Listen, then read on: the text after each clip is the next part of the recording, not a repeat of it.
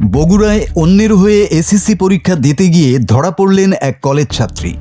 খালার পরিচয় দিয়ে প্রক্সি দিলেও শেষ রক্ষা হয়নি তার। কার হয়ে প্রক্সি দিতে এসেছিলেন ওই ছাত্রী? উন্মুক্ত বিশ্ববিদ্যালয়ের অধীনে বগুড়া জেলা স্কুলে এসএসসির বাংলা দ্বিতীয় পত্র পরীক্ষা চলাকালীন কক্ষ পরিদর্শকের হাতে ধরা পড়ে এক বড় ধরনের জালিয়াতি।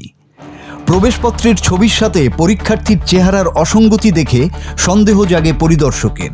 সন্দেহ থেকে জিজ্ঞাসাবাদ করতেই বেরিয়ে আসে প্রকৃত সত্য। আটক হওয়া ওই তরুণীর নাম ঈশিতা আক্তার তৃষা। তিনি আসলে এসএসসি পরীক্ষার্থী নন, বরং বগুড়ার সরকারি আজিজুল হক কলেজের উচ্চ মাধ্যমিক দ্বিতীয় বর্ষের শিক্ষার্থী। নিজের পরিচয় লুকিয়ে তিনি অংশ নিয়েছিলেন অন্যের পরীক্ষায়। ঈশিতা আক্তার তৃষা না, কিসে লেখাপড়া করেন? ইন্টার পরীক্ষা দেবেন কোন কলেজ থেকে? আজিজুল থেকে। আটক ঈশিতা জানান, প্রতিবেশী খালা নিপা খাতুনের হয়ে তিনি পরীক্ষায় বসেছিলেন। তবে অনুসন্ধানে উঠে আসে নিপা খাতুনের আসল পরিচয়। তিনি বগুড়া শহর মহিলা দলের যুগ্ম সাধারণ সম্পাদক। মূলত টাকার বিনিময়ে নাকি সম্পর্কের খাতিরে প্রক্সি দিতে গিয়েছিলেন ওই ছাত্রী, তা খতিয়ে দেখছে পুলিশ। ঘটনার পরপরই কেন্দ্রে উত্তেজনা ছড়িয়ে পড়ে। পুলিশ এসে অভিযুক্ত কলেজ ছাত্রীকে আটক করে থানায় নিয়ে যায়। এ বিষয়ে বগুড়া সদর থানার ভারপ্রাপ্ত কর্মকর্তা ইব্রাহিম আলী জানান, মেয়েটি বর্তমানে থানা হেফাজতে রয়েছে।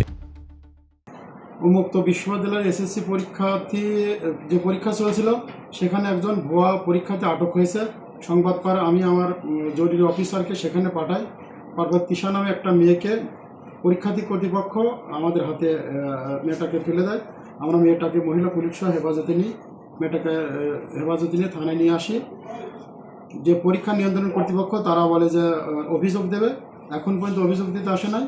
তারা অভিযোগ দিলে আমরা যে আইনগত ব্যবস্থা সে আইনগত ব্যবস্থা গ্রহণ করি। যার হয়ে পরীক্ষা দিচ্ছিল মেয়েটা, সে ছিল এই পরীক্ষার্থীর মানে ভাগ্নি খালা। যার হয়ে পরীক্ষা দিচ্ছিল মেয়েটা তার বোনের বিয়ে, তো তার নাম নিপা। পরীক্ষা কেন্দ্রের শৃঙ্খলা রক্ষায় সংশ্লিষ্ট কর্তৃপক্ষ কঠোর অবস্থানে। শিক্ষা বোর্ড বা সংশ্লিষ্ট কর্তৃপক্ষ থেকে লিখিত অভিযোগ পেলেই এই জালিয়াতির সাথে জড়িত প্রত্যেকের বিরুদ্ধে আইনগত কঠোর পদক্ষেপ নেওয়া হবে বলে নিশ্চিত করেছে police. Bangla TV news desk.